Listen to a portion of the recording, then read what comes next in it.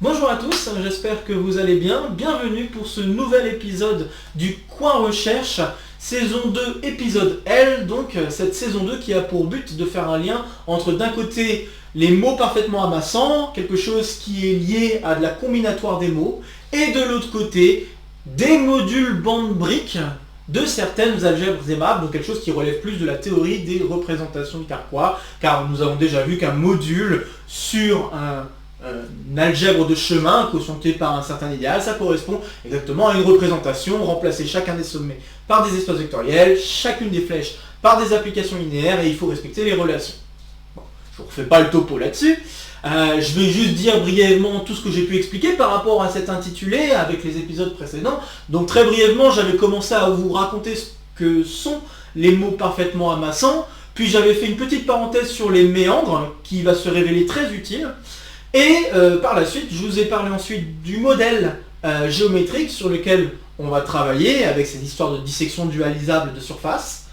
Puis je vous ai raconté le fait que ces surfaces munies d'une dissection dualisable correspondaient à prendre une algèbre à relation aimable, donc une algèbre aimable, un Carquois à relation aimable.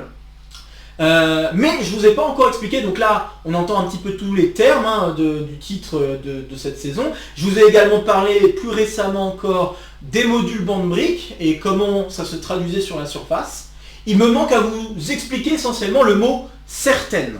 Puisque bon, dans l'intitulé, je dis bien qu'il y a un lien entre des mots parfaitement amassants d'un côté et de l'autre côté des modules bande-briques de certaines algèbres aimables. Reste à vous préciser quelles sont les algèbres aimables sur lesquelles nous allons travailler. Eh bien, c'est tout l'objectif de cette saison 2. Donc, aujourd'hui, je vais simplement vous introduire la famille de Carquois à relation avec lequel on va travailler, vous dire 2-3 petites choses autour de ce Carquois à relation, vous parler notamment ensuite, et ça va être très important pour l'épisode suivant et le dernier avant l'exposé final, je vais vous parler du modèle de surface qu'on va utiliser pour dessiner les modules bandes notamment de l'algèbre aimable. Bon voilà. Voilà le topo, et puis on est parti alors. Donc quelle est la tête de cette famille de Carquois à relation aimable que nous allons regarder? Eh bien la tête de ces Carquois-là, on en a déjà vu quelques-uns en fait pendant les épisodes précédents. Et en fait le cas général qui va m'intéresser, ça va être le suivant. Je vais prendre un Carquois qu'on va appeler Qn, qui va être le Carquois suivant. Je vais avoir n sommets. 3. Et comme vous pouvez le voir, j'ai 2 flèches entre chacun des sommets. Donc voilà le Carquois que nous allons regarder. Nous avons déjà vu dans les épisodes précédents le cas avec 2 sommets, le cas avec 3 sommets. Et puis pour les relations, je vais les dessiner d'une autre couleur, juste pour que ce soit un petit peu, qu'on puisse différencier un petit peu les choses. Donc Rn, ça va être mon ensemble de relations. Alors j'ai oublié de donner des noms à mes flèches, peut-être que ça peut être bien de vous donner des noms à ces flèches. Donc ce que je vais faire pour que les choses se passent bien, je vais les appeler comme ceci, alpha 1, alpha 2, alpha 3, etc. Et puis le dernier c'est peut-être alpha n ici, je ne sais pas, ça dépend du cas où n est pair ou n est impair. Il faut faire un choix. Et puis les bêtas, je vais les appeler pour les autres, donc bêta 1, bêta 2, etc. Donc bêta 3, bêta n. Et ce que je vais demander, c'est que les relations soient entre les alpha et bêta, essentiellement. Donc je vais avoir des relations comme ceci. Ok. Et donc voilà, les relations peuvent s'écrire de la manière suivante. Alors je rappelle que pour lire un chemin, on le lit comme la composition de 2 fonctions. Donc c'est-à-dire que quand on va l'écrire au sens inverse. Donc autrement dit, je veux les relations de la forme bêta i plus 1 alpha i et des relations de la forme alpha i plus 1 bêta i avec i qui doit être compris entre 1 et n-1. Voilà mon ensemble de relations. Et voilà donc la famille de Carquois que je vais regarder bien spécifiquement pour faire ensuite un lien avec la combinatoire et notamment les mots parfaitement amassants. Je ne dis pas encore tout à fait comment va intervenir ce lien, mais vous allez vous en rendre compte une fois que je vous aurai présenté le modèle géométrique associé à ce carquois à relation, et puis vous dire comment on peut lire les modules bandes, pas nécessairement briques, mais en tout cas les modules bandes sur la surface.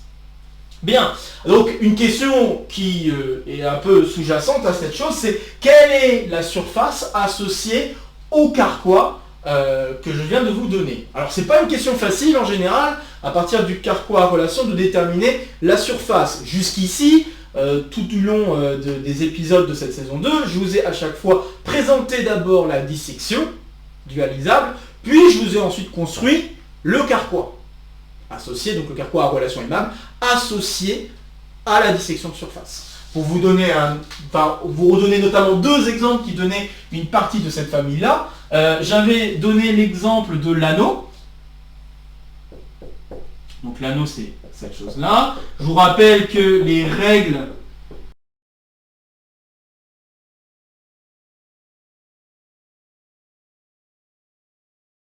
sont marquées sur les bords et un nombre pair non nul. Donc il faut obligatoirement en avoir au moins 1 et donc au moins 2. Donc là, ici, je vais prendre des points verts ici et des points rouges. Ah oui, mince, j'ai fait mon point vert au mauvais endroit. Je me permets de corriger. Tac. Hop. Donc, un point rouge ici, un point rouge ici, un point vert. Donc là, je vous refais le dessin d'une surface que je vous ai déjà présentée, avec sa dissection, par exemple. Donc ça pourrait être ceci. Voilà une dissection dualisable. Dans chacun des morceaux, si vous découpez la surface le long des arcs verts et des bords, vous vous retrouvez avec deux morceaux de surface dans lesquels il n'y a qu'un seul point rouge, et exactement un seul point rouge dans chacune des parties, que ce soit sur le bord ou à l'intérieur de la surface. Bon là, tout va bien en effet. Donc c'est bien une dissection dualisable. Et si je donne l'orientation, je rappelle que je prenais comme orientation une orientation anti-horaire de chaque sommet. Je rappelle aussi que les surfaces sur lesquelles on travaillait, ce sont des surfaces orientables, donc munies d'une orientation, pour lesquelles on peut donner donc une orientation. Donc si je donne ce type d'orientation, je rappelle que pour lire le carquois, c'est des épisodes précédents, donc je remettrai en description les épisodes précédents si ça vous intéresse, si vous ne les avez pas vus avant, et si vous voulez en savoir davantage. Bon là, le carquois à relation associée, c'est en effet le carquois qui va avoir deux flèches de 1 vers 2. Les deux flèches correspondent à la flèche donnée par l'angle qu'on a ici, et l'autre flèche, l'angle qu'on a en bas. Il n'y a pas de relation, et puis voilà, c'est tout. Donc voilà. Vous voyez que là, j'ai réussi à obtenir le carquois avec deux sommets. Donc, très bien. Donc ça, c'est un exemple qu'on a déjà vu qui nous donnait un des carquois de cette famille. On a vu aussi un autre exemple que je vais refaire, c'était sur un tore. Et pour représenter les choses sur un tore, ce qu'on avait fait, c'était la chose suivante. Et je le fais exprès parce que, en gros, ça va être une idée assez générale de construction du carquois. Vous allez voir qu'il y a une question de... Quand je vais vous montrer un petit peu comment ça va marcher, il y a une question de polygone, on va dire, qu'on cherche à recoller suivant.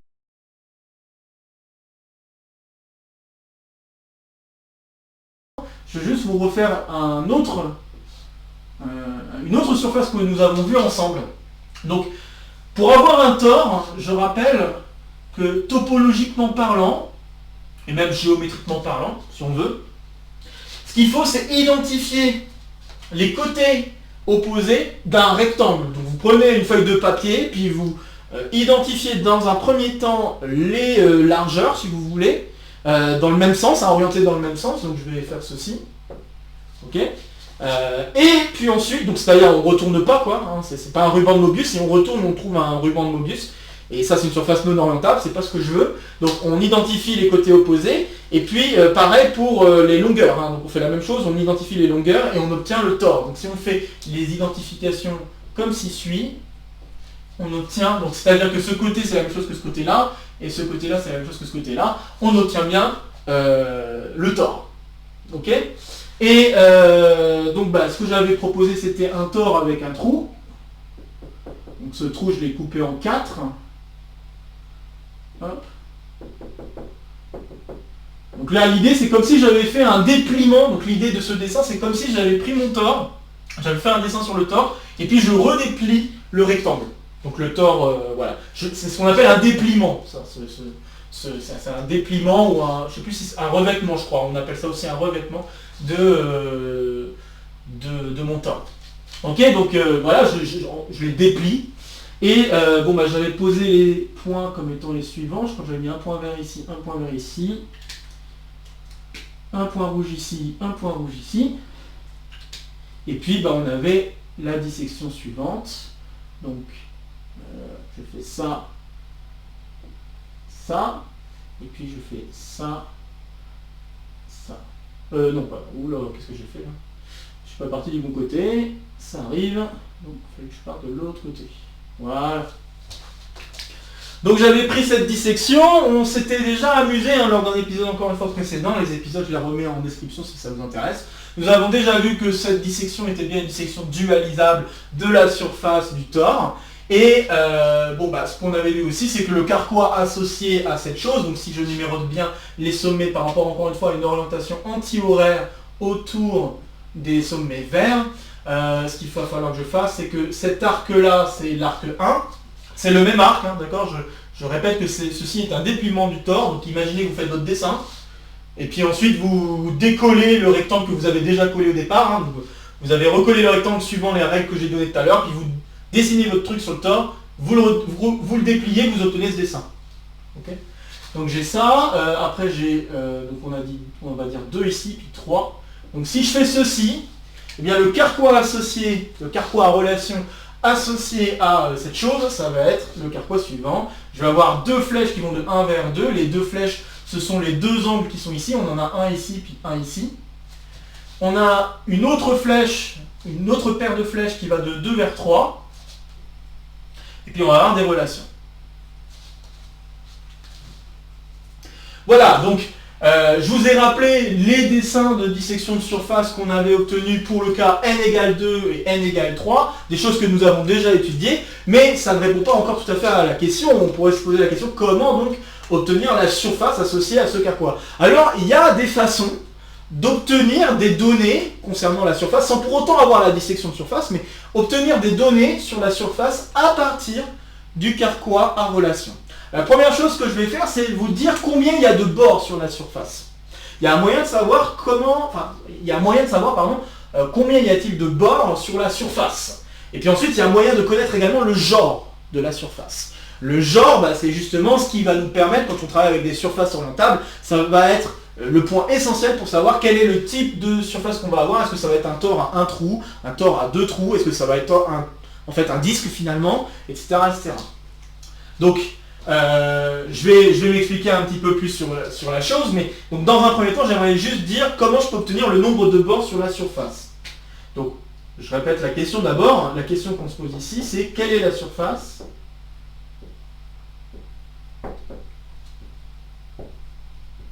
associée au carquois à relation QNRN. De manière assez générale. Et pour donner des réponses, déjà, donc comme j'ai dit, on peut déterminer le nombre de bords juste à partir du carquois. Alors comment on fait ça? Je vais vous faire un exemple. Pour vous le montrer, je vais faire un exemple avec celui-ci. Je pense que c'est pas mal. Et puis je peux vous faire l'exemple aussi avec celui-là. Donc ce qu'on va faire pour avoir le nombre de bords à partir d'un carquois à relation sur la surface, ce qu'on va faire, c'est qu'on va compléter le carquois de façon à ce qu'en chacun des sommets, on ait la configuration suivante. Donc, je vais d'abord écrire compléter le carquois de façon à avoir la configuration. Donc, vous avez votre sommet dans le carquois. Et puis ce que je vais faire, c'est que je vais compléter de façon à ce qu'il y ait exactement 4 flèches autour de ce sommet. Donc c'est-à-dire, il faut que je respecte les règles d'être aimable. Donc il doit y avoir 2 flèches sortantes, 2 flèches entrantes. Et il doit y avoir des relations pour que les choses marchent bien. Donc il faut faire en sorte qu'il y ait exactement 2 flèches sortantes, 2 flèches entrantes autour de chaque sommet. Et on ajoute des flèches, et si on ajoute des flèches, on peut décider de les colorier d'une autre couleur. Donc là, ici, pour peut-être faire les choses bien, je vais les dessiner en rouge. Donc si je devais ajouter, par exemple, imaginons, donc je dois faire en sorte qu'on a cette configuration-là en chaque sommet. Imaginons qu'on ait un sommet, par exemple, où on a ce genre de choses. Bon, bah ce que je vais faire, c'est que je vais compléter en disant, bah ok, il doit y avoir une flèche entrante, il doit y avoir une autre flèche entrante, et il doit y avoir des relations de cette manière. Ok, donc c'est ça l'idée de la complétion que je propose, et la complétion, ça s'appelle obtenir le carquois bourgeonnant. Ça c'est le terme technique. Blossom en anglais. Bourgeonnant. Donc là je vais faire l'exemple ici. Ce que je vais faire dans un premier temps, c'est donc compléter. Ici au sommet 1, j'ai 2 flèches sortantes. Je suis exactement dans la configuration que j'ai dessinée ici. Donc il va falloir que j'ajoute 2 flèches entrantes. Ok. Puis là, on va mettre des petites croix pour dire que ce sont des sommets qu'on a ajoutés arbitrairement, ou formellement. Et puis on ajoute des relations. Puis je vais faire la même chose pour le sommet 2. Sommet 2, j'ai 2 flèches entrantes. Donc je dois compléter avec 2 flèches sortantes. Et des relations. Le même genre de choses pourrait arriver si on avait une flèche entrante, une flèche sortante. Il faudrait compléter avec une flèche entrante en plus et une flèche sortante en plus et ajouter les relations de façon à ce que ça reste aimable. Ok, je commence par faire ça. On va faire une deuxième opération qui consiste à déterminer les sommets, les croix que j'ai dessinées qui se trouvent dans la même orbite. Donc, le nombre, en fait, essentiellement, le nombre d'orbites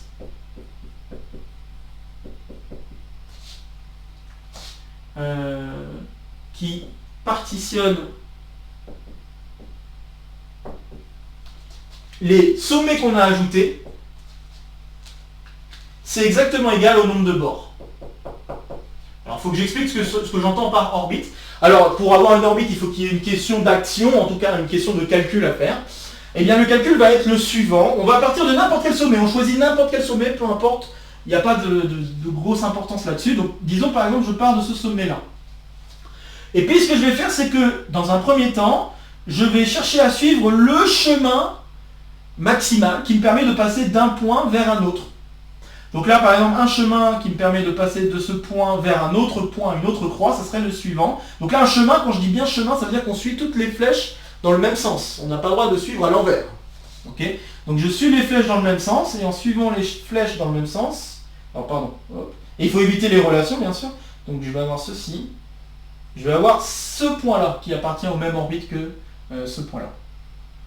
Et puis après, une fois que je suis arrivé à ce point-là, il y a une autre action à faire, parce que bon, là, cette fois-ci, je ne peux pas me dire à suivre un chemin maximal, hein, mais ce qu'on va faire cette fois-ci, c'est qu'on va suivre un chemin à l'envers, mais avec que des relations. D'accord? Donc, la première étape, c'est si je suis dans un sommet, qu'on appelle sommet bourgeonnant, un sommet comme ça avec une flèche, alors on suit, donc si on est comme ça, on suit un chemin dans le carquois sans relation. Donc un chemin sans relation, plutôt je devrais dire, pour éviter des confusions. Hop. Chemin sans relation. Dans le carquois. Ok. Donc je suis un chemin en relation sans et je note et la nouvelle croix que j'obtiens est dans le même orbite que donc l'orbite, je ne sais pas si je l'appelle là, on obtient,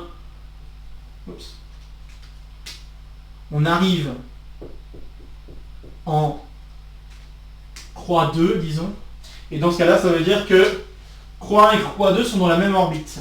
Donc croix 1 et croix 2 sont dans la même orbite, hein, la même orbite. Donc là, c'est ce qui s'est produit, j'ai suivi ce chemin. Si par contre, on part d'un sommet bourgeonnant où il n'y a qu'une flèche entrante, bah, cette fois-ci, on va suivre le chemin, un chemin du carquois, mais cette fois-ci avec toutes les flèches qui sont en relation. Donc, on suit un chemin inverse. J'ai pas de place, hein, avec que des relations. On arrive en une nouvelle croix, et dans ce cas-là, croix 1 et croix 2 sont tous deux dans la même orbite aussi.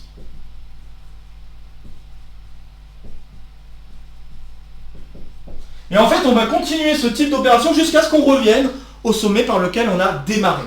D'accord? Donc là, on a commencé par ce sommet, on a suivi un chemin en ligne droite sans relation, on est arrivé à ce sommet-là. De ce sommet-là, là, il faut que j'aille à l'envers en suivant que des relations. Donc là, relation, relation, et je reviens au même sommet. Donc ça veut dire que les deux que j'ai dessinés correspondent à une orbite. Et pour avoir l'autre orbite, je fais la même chose en prenant, donc pour avoir toutes les orbites, une fois que j'ai fait une orbite, je fais la suivante en partant d'un autre sommet que je n'ai pas parcouru. Donc si je pars maintenant de ce sommet-là, je refais pareil, je suis un chemin droit, un chemin sans relation, donc là je suis cette flèche, je suis la flèche du haut, puis je descends. Et puis, donc celui-là il est dans le même, et puis maintenant je remonte en suivant que des relations, donc en suivant que des relations, ça veut dire que je passe par la flèche noire en bas, et j'arrive ici. Et là vous voyez que j'ai obtenu deux orbites, donc deux bords, et c'est exactement ce que nous avons pour la surface ici. Nous avons en effet deux bords, celui à l'intérieur et celui à l'extérieur.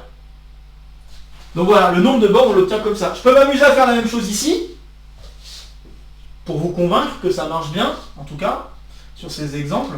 Mais c'est vraiment un résultat général.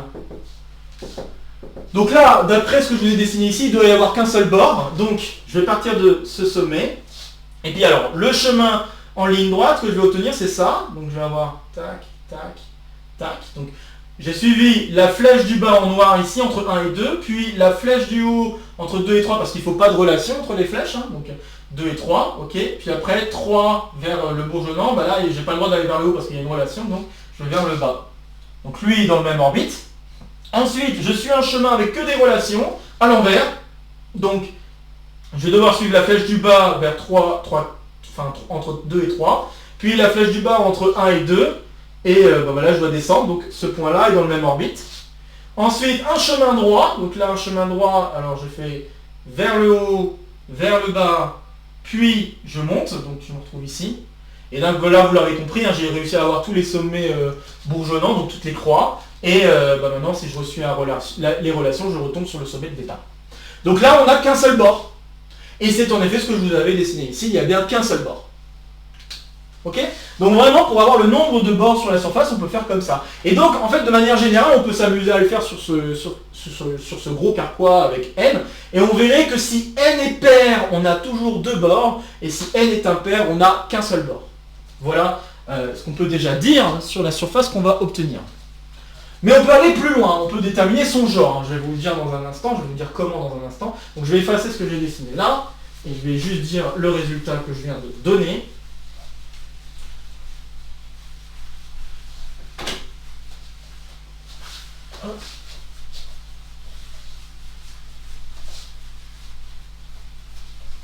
Oui, je peux effacer ça, c'est pas grave. Hop. Je vais essentiellement refaire ça sur cet exemple. Donc la petite propriété que je veux énoncer là, c'est que si on note Sn, Mn et delta n, la surface marquée, munie de la dissection, dualisable. Donc la surface marquée c'est Sn et Sm, delta n c'est la dissection dualisable, associé, donc tout ça associé à Qn Rn. Donc si on note ceci, on sait déjà que le nombre de bords de Sn, eh bien c'est égal à 2 si n est pair et 1 si non. Et c'est pas très difficile, c'est juste vous amuser à lire le carquois et qu'est-ce qui se passe si n est pair, on se retrouve à quel sommet bourgeonnant, etc. Et vous avez remarqué ce qui s'était passé pour le cas pair et le cas impair, c'est essentiellement ce qui va se passer en général. Ok, donc ça c'est bon. Et puis maintenant pour le genre, alors je vais peut-être expliquer rapidement ce que c'est le genre. Alors là je l'explique mais alors très rapidement. Normalement il y a pas mal de connaissances à avoir derrière. Mais à savoir que le genre c'est quand même quelque chose de très utile quand on travaille les surfaces, notamment orientables, bon pas forcément que, on peut aussi travailler le genre dans des cas où la surface n'est pas orientable. Mais c'est vrai qu'il y a un gros résultat de classification des surfaces à l'aide du genre. Donc le genre c'est quoi? c'est, je vais mettre des guillemets, le nombre de trous dans la surface. Et quand je dis nombre de trous, c'est pas les bords, hein. Donc les bords, c'est ce que je n'ai pas arrêté d'assurer partout. Ok. Là par exemple, si j'avais recollé, j'ai oublié de le dessiner, mais si j'avais recollé, j'aurais un bord quelque part ici, puis j'aurais les dessins de courbes qui se feraient aussi. Bon là je le fais pas, mais voilà. Donc là, ici on a un bord, et puis on a un trou dans la surface. Donc un trou, c'est en fait une question de... si je referme tous les bords, donc si je referme tous les morceaux là qui manquent, ben, je me pose la question combien il y a de trous, en sens d'un donut, combien il y a de trous dans la surface. Bon. Je sais que c'est dit vite fait à la main, mais il y a une vraie définition propre qui peut se faire, notamment passant par l'indicatrice, la caractéristique de Poincaré. Jolie caractéristique qui permet notamment de faire des liens avec les polygones, etc. Je ne vais pas rentrer dans ce genre de détails, mais c'est quand même vachement utile. Donc le genre c'est ça, et je tiens juste vraiment à appuyer ça, que ça permet une classification. Donc le genre permet de donner une classification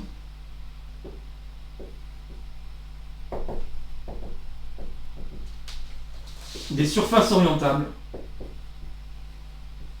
Je crois qu'il faut qu'elles soient compactes, bien sûr. Compactes. À homéomorphisme près. Donc à bijection dont la réciproque est également continue. Donc une bijection dont la fonction est continue et la réciproque également est continue. Et donc la classification, donc là le nombre de trous, juste pour donner des exemples, donc si je regarde la sphère ça c'est de genre 0, donc, je vais noter G le genre. Si je regarde le tore là que j'ai dessiné là-haut, son genre c'est égal à 1. Si je regarde, je vais faire un autre truc, donc si je regarde cette surface là,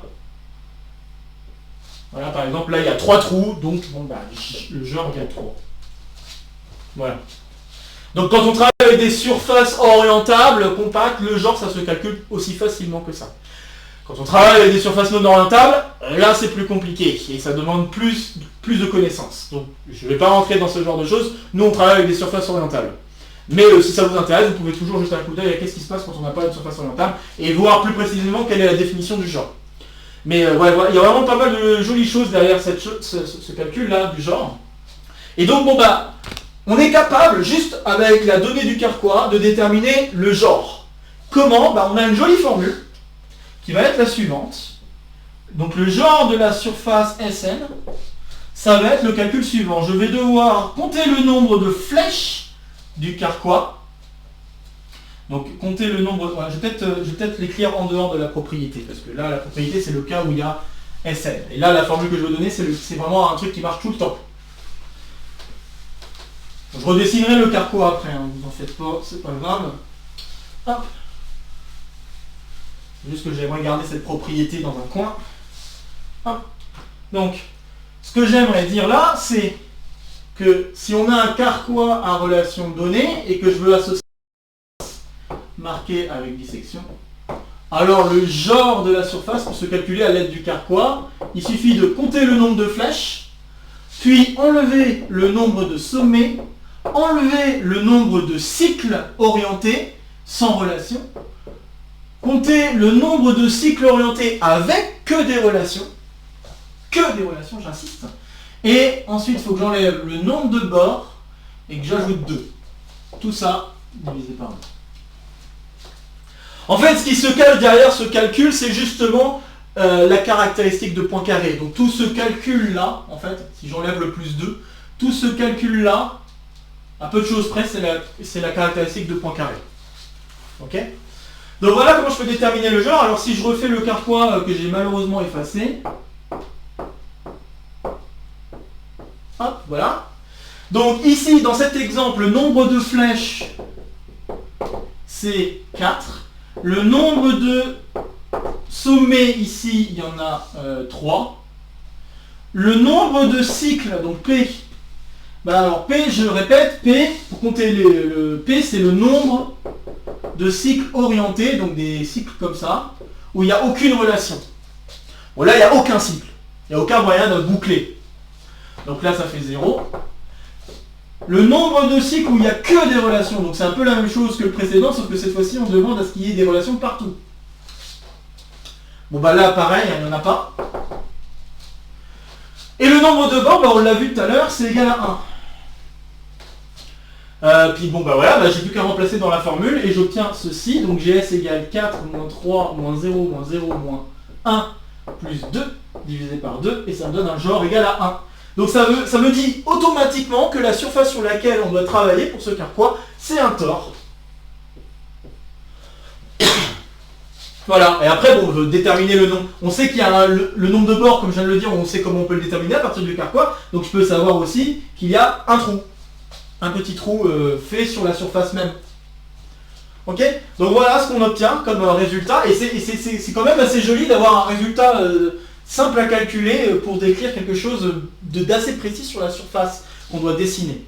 Bon malheureusement on peut, sans manipulation bien particulière, on peut difficilement déterminer la dissection associée à la surface. Mais au carquois du moins et sur la surface c'est plus difficile.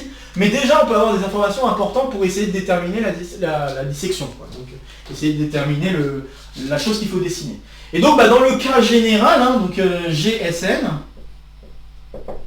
alors si je veux calculer GSN, la question qu'il faut se poser c'est combien y a-t-il de flèches. Donc là si on voit que n égale 2 on a 2 flèches, si n égale 3 on a 4 flèches. Donc on aura de manière générale 2 fois n moins 1 flèche. Donc ça c'est Q1. Ensuite je fais moins le nombre, on fait attention, le nombre de sommets, donc ici le nombre de sommets c'est juste n. Et puis après bah, on va avoir deux cas de figure suivant si n est pair ou suivant si n est impair pour le nombre de bords, mais le nombre de cycles orientés c'est pareil, ça sera 0 sans relation. Le nombre de cycles orientés avec que des relations ça sera aussi 0. Puis après bah, il y a le nombre de bords. Donc, je vais le noter B pour l'instant, ou Bn si vous voulez. Et puis ensuite plus 2, divisé par 2. Donc voilà, alors j'obtiens, qu'est-ce que j'obtiens ici? Donc là il y a 2n moins n, ça fait juste n. Moins 2 plus 2, ça se simplifie, donc ça va faire n moins bn, et le plus 2 se simplifie, divisé par 2. Et donc bon bah suivant si n est pair ou n est impair, en fait ce qu'on va obtenir c'est en fait la partie entière d'un calcul. Donc on va se rendre compte que le genre, ça va être la partie entière de, si je fais pas de bêtises, n-1 divisé par 2. Donc si on s'amuse à vraiment voir qu'est-ce qui se passe au cas par cas, on obtiendrait ce résultat-là. Donc ça va être la partie entière de n-1 sur 2. Donc vous pouvez vous amuser, si je prends n égale 2, j'obtiens 1 demi, partie entière de 1 demi ça fait 0, donc ça marche, ça veut dire qu'on est sur une sphère avec deux trous, donc une sphère avec deux trous c'est exactement la même chose que l'anneau que je vous ai dessiné tantôt. Et puis bah, si je prends n égale 3, j'obtiens à nouveau le genre égal à 1, donc tout va bien. Bon, alors maintenant que j'ai donné ces quelques idées pour avoir, par exemple si on voulait s'amuser avec d'autres carquois relations, si on voulait avoir le genre et tout ça, maintenant je vais rentrer plus précisément dans le détail en vous donnant totalement le modèle géométrique qu'on va prendre. Mais ayez en tête qu'il y a une question de construction de tore avec un certain nombre de trous qu'il faut faire, et puis avec un nombre de bords qui est égal à 1 ou 2, suivant les cas de figure. Si on a ça en tête, c'est peut-être un peu plus simple de comprendre pourquoi le modèle géométrique qu'on va prendre est bien le suivant.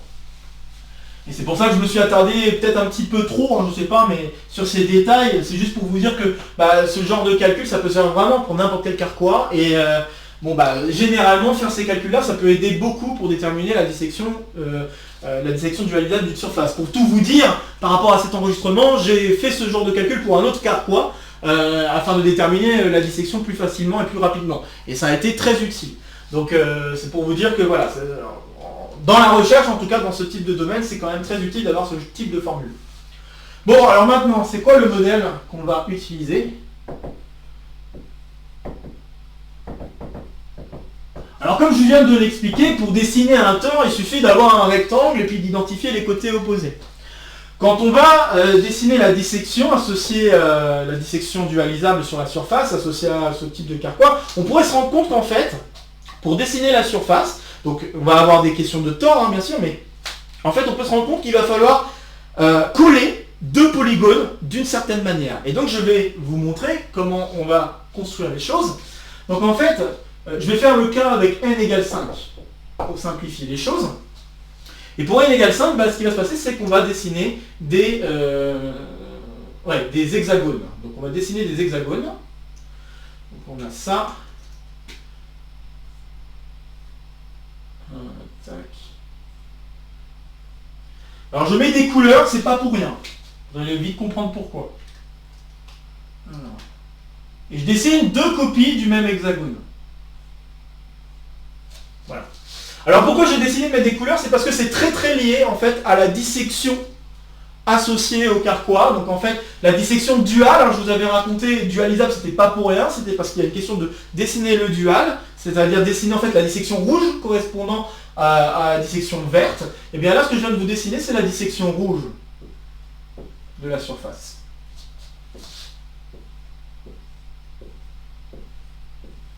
Voilà. J'ai oublié un point.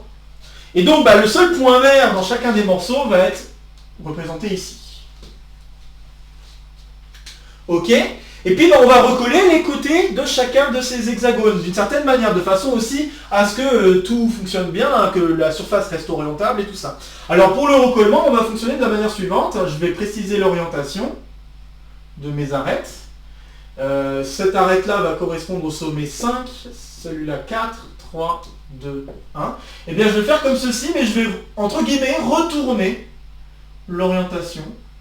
Et ça ne veut pas dire retourner le polygone, attention. Hein, parce que je veux avoir une surface orientable, donc attention. Et c'est pas tout à fait juste, je retourne et je colle. C'est plus compliqué que ça. Il faut vraiment manipuler et retourner les arêtes de façon à ce que les orientations coïncident, mais de façon aussi à ce que la surface finale soit orientable. Donc c'est pas trop simple c'est pas si simple à faire en tout cas. Voilà.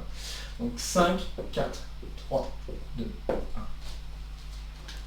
Et voilà, là je viens de vous donner le modèle de surface que nous allons utiliser pour la suite, notamment associé à ce carquois à relation. Et donc la dissection dualisable se déduit très rapidement, puisqu'en fait il suffit de dessiner des arcs qui vont vers 5, 4, 3, 2, 1 et qui rejoignent ici aussi 5, 4, 3, 2, 1. Ok? Donc c'est vraiment cool comme modèle. Encore plus cool, c'est qu'on va pouvoir dessiner maintenant les courbes très facilement sur ces surfaces-là. Alors en effet, si là maintenant je vous rappelle que le carquois à relation associé dans cet exemple-là, je ne vais pas le mettre en vert, je vais plutôt le mettre en noir. Je vous rappelle que le carquois à relation associé à cette chose, c'est le suivant.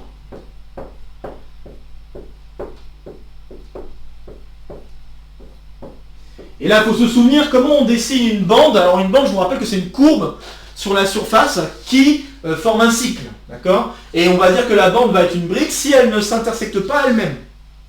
Bon, alors là je vais dessiner, je vais faire une bande un peu quelconque et je vais vous montrer comment on la dessine sur la surface. Donc là, une bande que j'aimerais dessiner, ça serait peut-être celle-là. Donc 5, 4, 3, 4, 3, 4, 5. Est-ce que je continue un peu ou pas? Je réfléchis. Bref.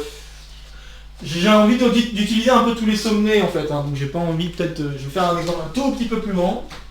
Donc 5, 4, 3, 2, 1, 2, 3, 2, 3, 4, 5. Voilà. Je vais faire cet exemple-là. Donc pour avoir une bande, je rappelle qu'il faut avoir une marche dans le carquois.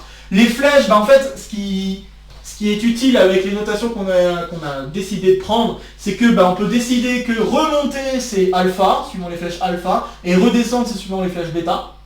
Puisqu'il y a des relations, donc je ne peux pas avoir alpha, bêta, alpha, bêta, alpha, bêta, je ne peux pas avoir ça. Ça va être que des alphas, que des bêtas dans chacun des sens. Ok. Et puis, la bande, ça doit être donc une marge dans le carquois de façon à ce que le point de départ et le point d'arrivée c'est le même. Il faut que ce soit primitif, donc ça veut dire que ce truc-là ne peut pas s'écrire comme deux cordes plus petites qui sont concaténées et qui sont égales.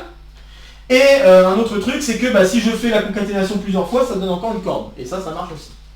Bon, voilà la bande que je vous propose, et cette bande, on peut la dessiner sur la surface. Comment? Alors je pars de 5, alors je vais décider de partir, je peux très bien décider de partir de de cet hexagone-là plutôt que de cet hexagone-là.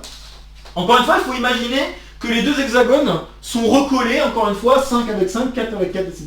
De façon aussi à ce que l'orientation des segments coïncident. D'accord?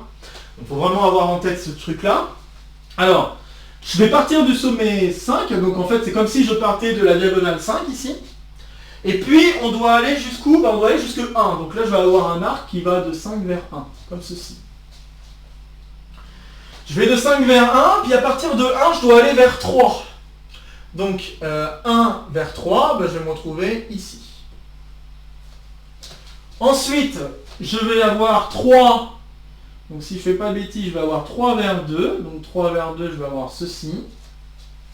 Et enfin, je vais avoir 2 vers 5. 2 vers 5, je ne peux pas faire autrement. Ok, 2 vers 5. Donc là, ce que je viens de vous dessiner, c'est la courbe associée finalement au module que j'ai choisi, au module bande que j'ai choisi. Et de manière assez surprenante ou pas, on voit que la courbe s'intersecte toute seule. Hein, j'ai essayé de dessiner les choses de façon à ce qu'il y ait un minimum d'intersection. Et bien là, il y a une intersection qu'on ne peut pas éviter, c'est celle-ci. On ne peut pas l'éviter. Et cette intersection nous dit que le module que nous avons ici, c'est pas une module bande brique. Alors, est-ce qu'on peut se convaincre, ou en tout cas montrer que, en effet, c'est bien un module bande brique? Enfin, c'est pas un module bande brique. Bon, ok, j'ai fait une petite coupure, hein, je triche, parce que bon, il m'a fallu un peu de temps pour vérifier quel était le morphisme qu'il fallait trouver. Et maintenant, je l'ai trouvé. Donc, le morphisme, en fait, c'est 2, 3. Avec 2, 3 ici. Donc en effet, pour qu'un module soit brique, normalement le seul morphisme qu'il doit y avoir entre le module et lui-même, c'est l'identité. Malheureusement ici, à cause de cette corde qui est la même et qui se trouve être à la fois au-dessus et en dessous du module que je vous ai dessiné, sachant qu'il normalement il faut faire copier-coller pour se rendre compte des morphismes, hein, donc là c'est pour ça que j'ai mis 4 de chaque côté, c'est comme si je commençais une nouvelle copie de ce que j'ai dessiné là. Et bien là on voit que 2, 3, la flèche de 3 est à la fois en dessous, parce que sur cette corde ici on voit qu'on a 2 flèches qui entrent dans la partie que j'entourais, et pour la partie que j'ai entournée, là cette fois-ci on a bien 2 flèches qui sortent. Donc on a une corde identique qui est à la fois au-dessus et en dessous, donc ça veut dire qu'il y a en effet un morphisme autre que l'identité qui apparaît. Voilà ce qui se passe. Donc en effet, ça colle, le modèle de surface que je viens de dessiner colle en effet très très bien avec cette idée donc de courbes qui doivent éviter de s'intersecter si je dois avoir des modules bande brique, donc ça colle super bien. Alors maintenant, j'aimerais faire une dernière simplification sur le modèle géométrique qu'on va faire, enfin qu'on va dessiner. En fait, ce qui va se passer, c'est qu'au lieu de le dessiner n'importe comment, on va le dessiner sous la forme d'un chemin de Dick. Alors pourquoi est-ce que c'est utile de faire des dessins en chemin de Dick ici? C'est parce que, en fait, on peut très vite se rendre compte que si je devais commencer à dessiner une bande, donc là par exemple si je voulais dessiner une bande, je ne peux pas avoir à la fois 2 qui est au-dessus, je sais pas, je fais une petite bande là pour voir, donc je ne peux pas avoir à la fois 2 qui est au-dessus et 2 qui est en dessous. Voilà un autre exemple de bande par exemple. Je ne peux pas avoir ça parce que par rapport à ce que je viens d'expliquer là, si on veut avoir un module bande brique, il faut que on évite d'avoir une corde qui est à la fois au-dessus et en dessous de la bande. Et là, avec cette chose-là, on se rend compte qu'on a un élément qui est à la fois au-dessus et en dessous de la corde. Donc on voit que pour chacun des sommets, il va falloir décider si la courbe, si la corde est telle que les flèches sur ce sommet-là sortent tous, ou si toutes les flèches dans la corde rentrent tous dans le sommet. Il va falloir faire ce genre de choix. Et grâce à cette idée de choix, on va pouvoir dessiner un chemin de Dick qui va nous dire, ok, les flèches elles doivent tous sortir, donc de 1 ça c'est sûr, parce que 1 c'est une source, donc toutes les flèches sortent de 1, puis après 2, il faut décider, 3 il faut décider, 4, etc. etc. Et donc en effet, une autre façon de simplifier ce modèle de surface, c'est de dessiner un chemin de Dick. Alors normalement, je vous dirais dessiner 2 copies du chemin de Dick, mais en fait on pourrait se rendre compte, et bon, ça demande un peu de boulot, mais on pourrait se rendre compte que le dessin qu'on obtiendrait ici et le dessin qu'on obtiendrait ici quand on travaille avec une module bande brique, c'est le même.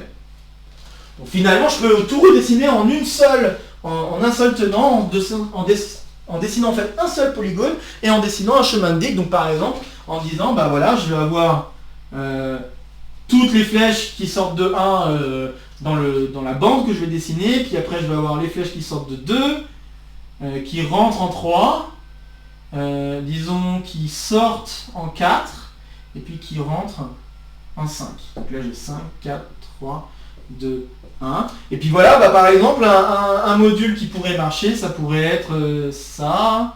On pourrait faire donc, 5, puis après de 5 je vais vers 4, puis de 4 je peux très bien décider de revenir vers 5, donc pourquoi pas, puis de 5 je vais vers... donc oui, il y a un problème de copie, il faut que je fasse gaffe. Donc ok, donc 5, puis après de 5 je vais vers 1. Ensuite de 1, je sais pas, je pourrais faire de 1 je vais vers 2, 2 vers 3, etc. Bon bref. Voilà un exemple de bande en fait que je viens de dessiner, sachant que, en fait, c'est ça justement que je viens d'essayer d'expliquer en tout cas, c'est que j'aurais pu décider, là j'ai 2 vers 3, mais mon 3, bah là pour redescendre, il peut redescendre en 1 s'il veut, hein. S'il y a assez de place, il peut redescendre en 1, etc. Enfin bref, c'est pas un problème. Mais bref, ce que je veux dire, c'est qu'il va y avoir des moments où on va faire des copies. Donc c'est-à-dire les courbes qu'on va dessiner d'un côté vont correspondre aux courbes qu'on dessine de l'autre. Et là, là par exemple, le module bande-brique que je viens de dessiner correspond exactement à... ce module là que je viens de dessiner, bande, ça va correspondre exactement à un module bande-brique. Et la chose importante que je voulais vous dire par rapport à un épisode précédent, notamment sur cette histoire de chemin de digue et de méandre arc-en-ciel sur les chemins de digue, parce que c'est là où c'est vraiment très utile, c'est qu'en fait, déterminer des modules bande-brique, c'est exactement déterminer... alors là ça marche pas. C'est exactement déterminer des méandres arc-en-ciel sur la surface. Des méandres arc-en-ciel qui n'ont qu'un seul morceau, qui ne contient aucun cycle, donc ça ne doit pas boucler dans la surface. Et si on a ce genre de choses, eh bien on est sûr qu'on a un module bande-brique. Et bien là je viens de vous spoiler un tout petit peu déjà le résultat final important qu'il va falloir avoir en tête. Donc bon, spoiler pas tant que ça, mais j'ai spoilé déjà un petit peu le lien avec les méandres. Et si vous vous souvenez, je vous avais dit qu'il y avait un lien entre méandre et mot parfaitement amassant, et bien c'est à partir de la prochaine fois, donc au prochain épisode, que je vais pouvoir vous dire exactement le lien entre les deux, car en effet on verra que avoir un mot parfaitement amassant correspond exactement à avoir un module bande-brique associé à ce mot parfaitement amassant. Voilà essentiellement l'histoire qui me reste à vous raconter pour la prochaine fois. Je vais m'arrêter ici, ça fait déjà un assez long épisode. Donc, comme d'habitude, n'hésitez pas à partager la vidéo si vous connaissez des camarades qui pourraient être intéressés par cette vidéo ou par le contenu de la chaîne de manière un peu plus générale. N'hésitez pas à laisser en commentaire vos questions, vos remarques, vos retours concernant cet épisode, qui j'espère vous a plu malgré les difficultés de compréhension que cela a pu mener. Mais j'espère vous avoir fait comprendre l'essentiel, en tout cas à travers cet épisode. Comme d'habitude, n'hésitez pas à me soutenir si vous le souhaitez. À vous abonner et puis à activer la clochette pour avoir les dernières news de la chaîne et de nouvelles vidéos vous se proposent à vous pour continuer à faire le tour. Sur ce, je vous souhaite une bonne journée et on se retrouve très vite pour de prochaines aventures mathématiques. Portez-vous bien et à très bientôt. Salut à tous!